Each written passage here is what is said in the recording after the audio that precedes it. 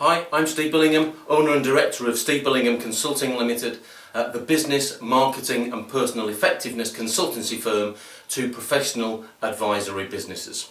And in this week's video blog I want to talk to you about client loyalty, and specifically the 7 stages of client loyalty, by trying to define the characteristics of individual clients based on where they sit on what's known as the client loyalty ladder.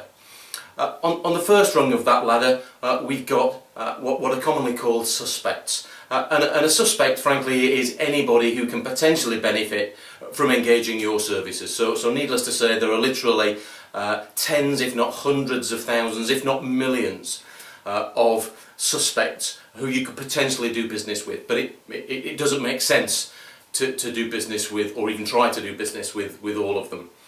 On the second rung of the ladder, we've got prospects, and prospects differ from suspects in that a prospect genuinely needs what you offer and also has the means and the willingness to pay for that service.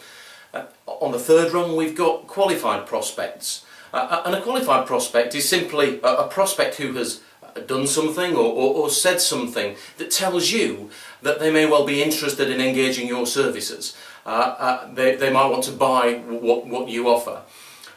If not now, maybe sometime in the future. And that could be as simple as a request for further information. It could be subscribing to your newsletter. It could be clicking on a link in an email that you've sent to them which takes them to more information.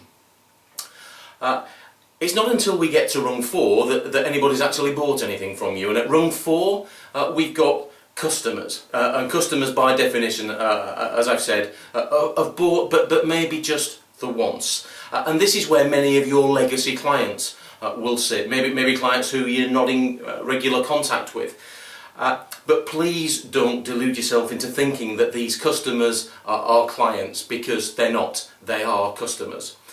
At level 5, on the 5th rung, we've got clients, and clients have made multiple purchases. They enjoy a long-term relationship with you, a relationship that's characterised by regular contact and regular dialogue. But just getting your newsletter every month or every quarter doesn't qualify for regular dialogue, though it can be a good way to nurture people below this level on your client loyalty ladder. Regular contact is about regular personal communication, relevant communication and discussion about their individual needs and their individual goals. And at the end of the day, clients per se are not necessarily that loyal. In fact, very often a lack of defection from clients is as a result of inertia rather than any specific level of client loyalty. And it's also useful to remember that at this level, a typical advisory client is also considered to be a client by 7 other financial services organisations, such as the bank, such as the credit card company, and yes, such as the supermarket. But it's not until you get to rung 6 on the client loyalty ladder that you really start to generate any significant level of client loyalty. And on rung 6 sit your advocates.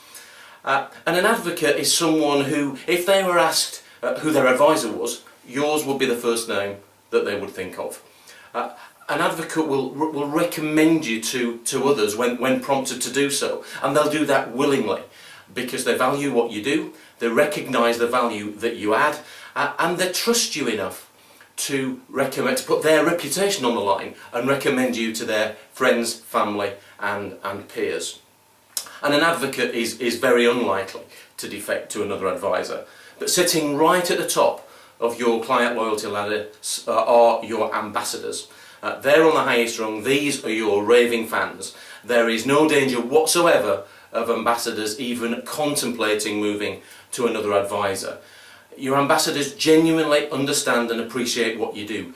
They also understand what your ideal clients look like and will go out of their way to recommend your services to people who look like that without waiting to be asked. If your ambassadors are talking to their friends, family, colleagues, peers about financial issues, they're not going to hesitate to suggest that they introduce that person to you or arrange for you to give that individual a call. So I guess the question in my mind isn't how many clients have you got in your business, it's how many advocates and ambassadors have you got in your business. I'll see you next time.